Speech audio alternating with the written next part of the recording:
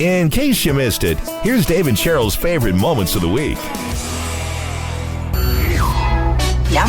Science. It's not rocket science. Check it out. I blinded us with science.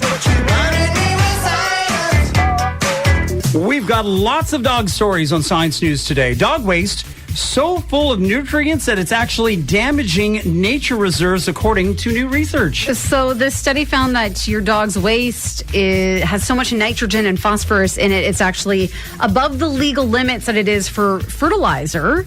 So, I mean, well, you often pick up after your dog when you're in town. Out in the country, you know, you usually just leave it there. But they say that isn't very helpful in fertilizing, as people might think. So they're actually encouraging people, if you are walking your dog like in a green space out in the country, like maybe I do sometimes, you should pick up their poop after them. Never did when I was a kid. Never even thought of it. The dogs just did their business, and I never thought of it, and they never thought of it. And you just took like a shovel and shoveled it out of the yard, and that was probably about it. I don't even think they went in the main yard. I think they went back in the field somewhere and did their business back there. Made it so much easier for you. A new study says that friendlier dogs rank lower than their more dominant pals in the dog hierarchy. The study found that even if they live in the same loving home, friendliness conveyed a negative connection to dominance scores among dogs. Studies also found that age plays into this hierarchy too. Turns out that dogs do respect their elders, as older dogs were found more likely to be dominant. Well, they've been there longer, right? Well, we used to joke that our old dog, as he got older, that he was the no fun police, because people would come over and other dogs and he'd be barking at everyone. Stop what you're doing. Sometimes we'd have to put him in the house. Okay, go and chill, Grandpa. You need a nap. You need a nap. And a new study shows that a dog's personality has very little to do with its breed, and more is determined by how you treat it. We couldn't find any evidence that ancestry from any particular breed actually has an influence on things like whether dogs are reacting aggressively to things in their environment. What that suggests to us is that kind of facet of behavior is very shaped by a dog's environment and by their life experiences, and very little by their genetics. Wow, that is such an interesting study. So you can't rubber stamp every breed and say, well, this one's aggressive or this one's very friendly. You can have aggressive golden retrievers, and maybe you've got, some big dogs that are big giant babies. Well, what's the one that's banned here is pit bulls, right, in Ontario. But I think they just got a bad rap because they were the dogs that people chose to, breed to be mean and be guard dogs and to dog fight. Nurture versus nature. Interesting study. In great news, a team at the University of Texas just created an enzyme that can actually break down plastic in just hours instead of centuries in a landfill. Wow. They posted a video showing it dissolving an entire plastic tray in about 2 days. Well, what kind of harm is that going to do? If it's eating through plastic, will it eat through everything? Create a hole in the earth? And a team of European scientists claims to have successfully decoded pigs' grunts. In case you wanted to know what they were saying, they analyzed over 7,000 recordings of over 400 pigs, and these scientists have become the first in the world to decode their grunts into identifiable emotions. So they developed an algorithm capable of determining whether a specific pig was experiencing, a positive emotion, a negative emotion, or something in between. And they say the findings could identify the emotion a pig is experiencing at a particular time and could actually help improve pig and other animal welfare around the world. That's Science News. Good morning, it's Dave and Cheryl, and it is Paranormal Day today. We'll set the scene with this. So we've got some stats when it comes to it. Do you believe in that sort of thing? Well, a recent survey found that 14% think they've actually contacted a spirit using a Ouija board before. Have you ever used a Ouija board? Oh, yeah. Who didn't as a kid? I've definitely used it. I've had friends that have said that they've had weird things happen when they've used it. That freaked them out. Oh, yeah. All 3 in 4 Americans believe in at least one paranormal thing, and 5% think basically all of them are real. 52% think places can be haunted by ghosts or spirits, and around 1 in 4 say they've lived in a haunted house before. 55% think a full moon makes us behave in strange ways. Yeah, talk to any nurse or teacher. They'll tell you that one's true. Police officers, that sort of thing, yeah. Also, 25% think it's possible to have telekinetic powers and move things with your mind. I'm trying to use the force right now. But that's your hand. You got to put your finger to your temple, I think. That's how you're supposed to do it, right? I thought in in Star Wars. Use the Force, Luke. Luke, use the Force. Also, 19% think at least some psychics are real. 16% believe in Bigfoot. 22% believe in the Loch Ness Monster. And around 20% think vampires, werewolves, and zombies might actually exist in real life. What about psychics? What's your feel there? I think that they're just in tune to maybe the world around them. They can read different cues. I think that there's a lot of frauds. Mm-hmm. I think there's a lot of people that have made a lot of money listening to people. Their listening skills are really good. Yeah. But then there's some, I think, that have something, and I don't know what it is. I've told you this story before. I don't know if I've ever shared it on the air before, but years ago when I was working up in Timmins, they'd get psychics in every once in a while, right? So I had a psychic in, and her name was, I think it was like Mother Marie or something like that. And she had these long fingernails and long hair, and it was... I had the whole look. The look. And so I used to have a trip question, right? So, I'd had a little operation at one point in my life. So I used to say to them, how many more babies do you see me having in my future, right? And some of them go, you'll have another couple of kids. Yeah. Because I was much younger then. She looked at me and she goes, I think you're trying to fool. She was really French. She goes, I think you're trying to fool Mother Maria. You have little procedure. And she does this sawing motion because I'd had a vasectomy. And I was just like, my face, if there was a camera, I think I might have turned white there for a second as she said that. How did she know? Or is it just listening to their gut? Like she's like, I have a feeling that you can't have any more kids. Maybe, but in that moment. But the fact that she knew that you had something done. Well, she did this little sawing motion with her hands, right? Well, you have little procedure. She goes like this, and she was we used to have a booth in that station, and so we go to commercials, went to break. She comes around into the control room and she starts laughing, right? She looked at me, you tried to trip me up, and I'm just like, get back in the booth. So that was my sort of paranormal experience. A homeowner down in North Carolina shared video from her doorbell camera.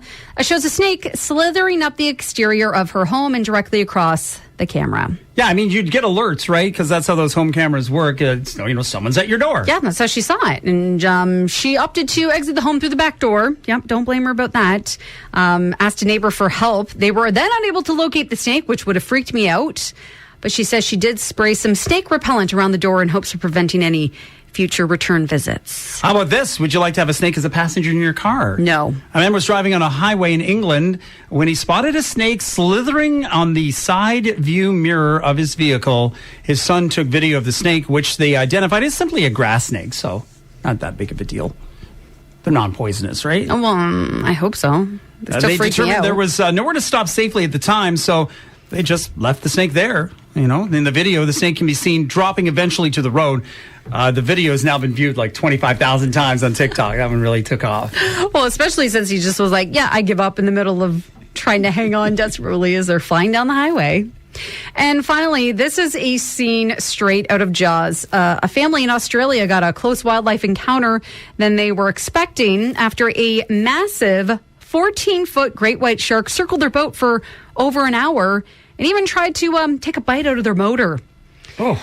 They were reportedly fishing when the wife and the son, with it was a whole family, so 14-year-old son, husband and wife, and apparently the shark came swimming up, tried to take the teen's catch because he was like reeling one in. The shark was like, ooh, this looks delicious. Shark wanted his lunch. Mm-hmm. They took footage of it, video of it, and they believe it to be about 14 feet long. But it was like breaching behind the boat with its mouth fully open, like straight up looking like Jaws.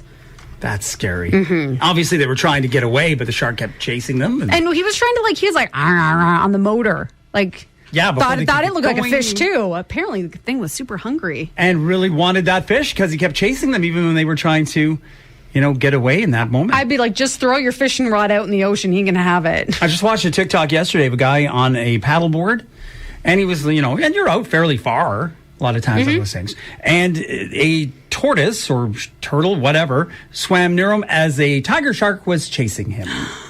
And so he was trying to get away, but the tortoise was like, no, this seems like safety to me. So it was coming up near. Probably thinking it was like, this is a little island I can jump up on. Well, and he was coming up near to the guy, and the guy was just like, I don't know what's going on. And, as you do now, he grabbed his phone to film the whole thing as the tiger shark was going by him. And I know online people were like, oh, why didn't you try to save him? People are like, tell me you're from Australia without telling me you're from Australia, because they said tiger sharks can be pretty deadly if they're, any shark can be really, but I guess that's the one type of shark that seems to attack a lot of people. So he was lucky that he was able to get away. Now, what happened to the tortoise? I don't know. Turtle soup for the shark, maybe? I don't know, but... Maybe he kept swimming, found another island to get on. Well, when it comes to road rage, do you have it? Do you have road rage sometimes? Sometimes. I think a lot of us do. We just don't want to admit it. Yeah. I mean, it's not like all the time I'm angry while behind the wheel, but sometimes, I'm just tired. I want to go home. I know it's like when I'm usually headed home, it's around noon. And for other people, it's the middle of the day. For me, that is my 5 p.m. I just want to get home. I want to get out of here. And then other people in the world don't realize that. And they're like talking to you because they're on their lunch break and they have all the time in the world. And you're like, I want to go take a nap. Well, a study has found that half of us engage in at least one form of road rage.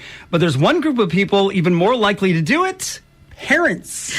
53% of people who have kids under the age of 18 have road rage. That's compared to 46% of people without kids.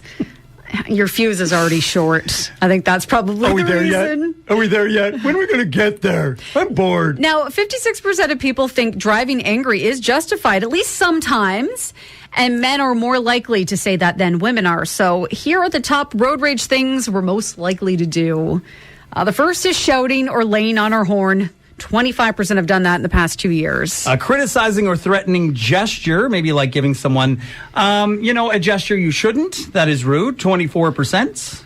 Not a good morning? Mm-hmm. Not good morning.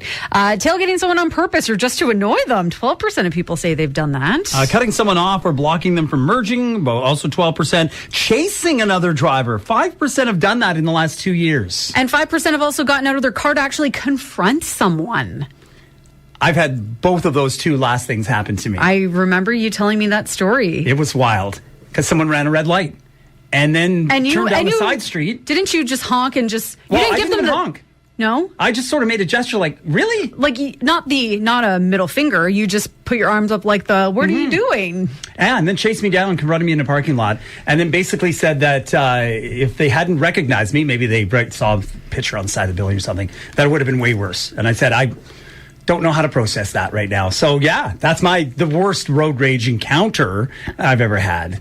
Have I gotten angry behind the wheel? Of course. A lot of times it's when you're stuck in traffic or when someone's in front of you at a red light and it's green and you're still sitting there. Now you're wondering, okay, are they distracted? Are they texting? Phone? When my daughter was young, our youngest daughter, I kind of had to check myself at that point because we were in the same situation. Light was green, and before I could say anything, I heard her in her car seat. So she was like 3 or 4. She goes, green means go. And I'm like, oh, well. So clearly you had said that before in front of her in the car. Yeah. She even knew the correct situation in which to say it. Bad influence. And, road rage incidents are happening all over the place. Yeah, there was one in Seattle recently. 3 people were injured after someone took a hammer and smashed out some car windows. And a witness talked about what he saw. I heard a loud bang, and then someone yelling. A woman was yelling. So then I went out here, and I was looking around, and this guy was backing his car up, and he had a hole in his windshield, and a guy was coming out here with a hammer. And just started smashing people's windshields. Wow. You've already got a weapon in your vehicle at easy access. That's scary. Scary situation. I mean, I think we all need to take a little breath. We're all guilty. I think there's none of us that are perfect out there on the roads. I know. We've all done things, or we've caused road rage, or we've had it ourselves. Oh, because I'm sure I've done something on the road before. We're just that you're distracted, but your mind might be somewhere else, and you don't realize something that's going on, but you just do need to realize that you don't know what other people are going through. Mm-hmm. So, oh yeah, we're all guilty. So maybe today, make an effort to just take a breath. Weird that we have to think about this kind of stuff now, but we live in an age of technology, and experts are saying there's things you should be doing to protect what they call your digital legacy. In other words, almost setting it up like you would a will. And I mean, a lot of our life right now is online, and that's password protected. So one of the things is you need to figure out that your loved ones can access all of it or not access some of it. And to do that, they need your passwords. But there's some things that have been set up to make it a little bit easier. Like you can actually set a legacy contact on your Apple account. They just added this feature last year. It lets other people access everything in your Apple account if you pass away, including photos, messages, and notes. You just have to go to your password and security settings in your iPhone settings. Now, you can do the same sort of thing on Facebook, too. Memorialization settings on Facebook. So they let you name a legacy contact who can write posts for you, update your profile pic, and get a copy of everything you've ever posted. And I've seen this, actually, with somebody I worked with years ago who passed away. And now one of their daughters is able to post some updates every now and then, too, right? Okay. And finally, if there's something you don't want your family to see, like maybe your Google history, you can actually go into your Google account's web and app activity settings. There's actually an option there to auto-delete everything after 3 months and do it every 3 months. So go to web and activity. So that's something if you want to do that. And just to clear everything off. Either that or you have to designate a very close friend who has to delete your web browsing history and maybe hide certain things in your house from your parents before they show up. So what kind of friend are you looking for? Well, the same kind of friend that you could ask to move at the last minute and only give them some cold ones and pizza. That kind of friend. Oh, I thought you were going to say the friend that you would call if you need to move a dead body. Either or. And now it's time for 1, 2, 3, 4. It's random. Is that a fact? Is that a fact? 4 random facts. In certain countries like Greece, Portugal, Spain, and most Latin American countries, kids are taught there's only 6 continents on Earth. North and South America are combined into one continent called the Americas. So just one giant continent. So we're not special. Just No. the Americas. Hey, did you know the most valuable company in world history is the Dutch East India Company? They shipped and traded spices, food, and even slaves. And at its peak in 1637, it was worth the equivalent of 7.9 trillion in today's dollars. I mean, they were so rich and so powerful. They were as powerful as any monarchy at that time. The least famous host in Saturday Night Live history was an 80-year-old woman by the name of Miskel Spillman. Saturday Night Live actually ran a contest called Anyone Can Host. She won and got to host on December 17th, 1977. Elvis Costello was a musical guest. What a cool idea. I wonder how it went, though. Was it okay? Should bring that back. That'd be fun. And finally, we're now into spring, and that means in the U.S., you can officially mail your pheasant. Yeah, you're legally allowed to mail a live pheasant through the U.S. mail, but only between April and August. Not sure what happens in the other times of the year. I wonder if it's mating season and they're just a little too rowdy in the mail. Or they're like, after August, we got to deal with fall stuff and then Christmas. That's when they start mailing turkeys. Change it up. More random facts. Today's 1, 2, 4 So random. random. Give the public the facts. 4 random facts. Today is World Password Day. We're supposed to make sure that all of our passwords are really secure enough, and a new poll actually looked at how we keep track of our passwords. And a lot of us are just using memory. About 55% of us just remember at least some of our passwords. Although then it also found that we're having to reset our passwords twice a week. Oh, that's not surprising at all. I've had to do the same thing. I'll remember it. No, you won't. Well, if you go to a site, there's a site you don't go to often. Or, you know what happens? If you do the save password and then maybe you get a computer update where it changes that. Yeah, and so you haven't put that password in so long, you're like, I don't remember what it was anymore. I don't know who I was when I made that password. Writing them down, 32% of people do that. A separate survey actually found 40% of us use Post-it notes. 30% of people now use a password manager. That's becoming more and more popular, too. Now, do you need a password for your password manager? Yes, you do. But you only need one to remember one, maybe super complicated password, and then you're good. Guaranteed people are writing that one down somewhere for sure. Keeping track on your computer, 23% do that, say maybe in your notes app or in a spreadsheet. 20% email it to themselves. Maybe they think that that'll help them, or they can reference back to it, search that list out later. And 85% of us are still using the same password on multiple sites. Yeah, I'm totally guilty of that. Oh, aren't we all? 24% need to reset, as you mentioned, passwords at least twice a week. And over half actually use passwords that are between 9 and 15 characters. Well, that's pretty good, actually. Well, apparently back in March, they found anything that's under 6 characters is instantly crackable. So you want it to be at least 12 characters now. They say to be somewhat secure. And even that, you don't know how secure that Well, might be. and a lot of times, too, is there anything worse than you put it in the password? You're like, is it this? And then you're like, is it this? Is it this? And then you're like, okay, finally, you got to reset the password. Then when you go to create the password, you put something in, and they're like, can't use a previous password. You just use this password. Because maybe you were off by one letter, because so many of them don't have where you can see your password. Yes, and I hate too where it's like you need to have upper, lowercase, a number, a symbol, a drop of blood, and they're all different. So like you're like, well, what kind of password is this? Because that might change. Because we all do this, right? You have a password that's just a word, but then for different sites you add certain numbers or letters onto it, symbols, all that kind of stuff. Yeah, we're all guilty of maybe using the same password a little bit too much. So that's what today was created for. Maybe just as sort of a reminder: are you keeping them safe? And do you have enough? And are you secure? You've been listening to Dave and Cheryl's favorite moments of the week.